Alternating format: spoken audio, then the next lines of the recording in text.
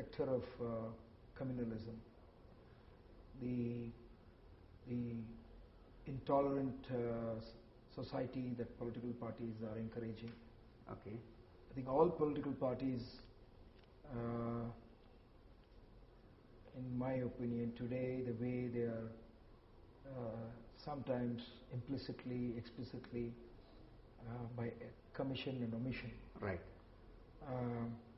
are communalizing society. The recent attacks on the churches, right, the moral brigade of goons who outraged our consciousness as well as our women. Yes. The growing intolerance for a plural, multicultural society, where a tolerant society, where we have an ecology of communal harmony. If you take a sari, the people who grow the cocoons are farmers. Right. And their life totally depends on the sale of that cocoon. Right.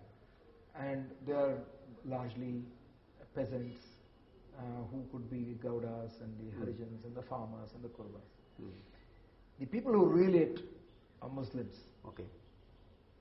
And the people who sell it are the wholesalers, the Marwadis, the Shettis. Right. So, and the large consuming public of all communities. Right. And so there is a sacred business thread there. Right. Right. And it doesn't recognize caste and community. Absolutely. It is depending on quality, depending on mutual value. Absolutely. Of whatever each person provides. Now, one is communalism. Okay. The other is development. Right. And a little more on development. Right, sir. In development, what I mean is that today we need equitable growth. Okay. Right. Right. So we have, especially in the constituencies now that I'm talking about. Right. There is a huge frustration. Right. Dreams. Aspirations. Yes. A single heartbeat for a new India. Right. And this is common to the entire new generation. Right. If you are rich and settled, there is a frustration. Right. Which is always which is very critical and cynical. And the people like you and I who have got jobs, we are all lost hope in political systems, political parties, and political leadership. Right. So there is a frustration there. Right. Also, the youth which are employed, I think they have a huge dream for a new resurgent India, but they are not participating. We are all in a fragile cocoon of comfort, a fragile cocoon of make believe. Right. We go to our work, then come back from work with our families, with our friends, with our pubs, or with our coffee shops, or in our TV room, having a whiskey, and in that complacence, world of complacence. But even to preserve that fragile cocoon, you need, apart from social harmony, you need the other harmony of the bridging this large gap between this poverty and the disadvantaged and the ones who have the jobs. Okay. Even the youth which are educated who don't have jobs are comfortable. The fathers give them pocket money, but there is a frustration there. But the frustration of them, right, and the aspirations of those people, there is a common heartbeat to the unemployed who are in Bangalore. Right. The unemployed educated, yes, and the unemployed uneducated. Okay. So we have and then also we have the unemployed rural migration to Bangalore. Right.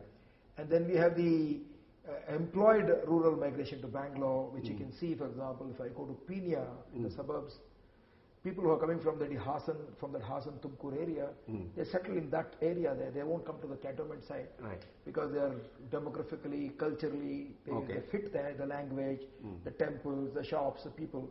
So one girl comes or one boy comes and gets a job in a textile mill, and they have a 10 by 10 tenement, and he brings in 10 more. The third one, which is what was talking about, was this aspect of terrorism, which is I think which is not just the government. Of course, there is huge frustration now and anger that we are coming out as a failed state. Right. I think we are a failed state because we have failed as citizens ourselves. Okay. So we need to get more participation, more awareness, more vigilant participation by the public, and also going and holding the government accountable rather than just holding a candlelight on the day we have this problem. Some kind of an active participation. So the reason I said three, but the two are basically this communalism and development. So coming to development, I think the biggest challenge is, it's not easy. That's the reason, I am now getting involved in this, in asking people to volunteer. The challenges are, Bangalore gives, I think 70% of the total revenue for the state. Of the state. Yes. And that is an immediate reality. Yes, that's right. So a large part of it has to go to the state. Okay. The other rural, backward. The city has to support the rest of the state also. 70% comes. Absolutely. And because if you don't do that, there will be huge migration to Bangalore. Absolutely. At a policy level, how much of these funds must go to Bangalore? Because there is a general consensus that though everybody agrees, Bangalore is not getting more funds than it should be getting. Okay. Right? So we need to immediately bring to bear influence and policy to ensure a sufficient part of this money goes to Bangalore itself, so that Bangalore continues to generate that income.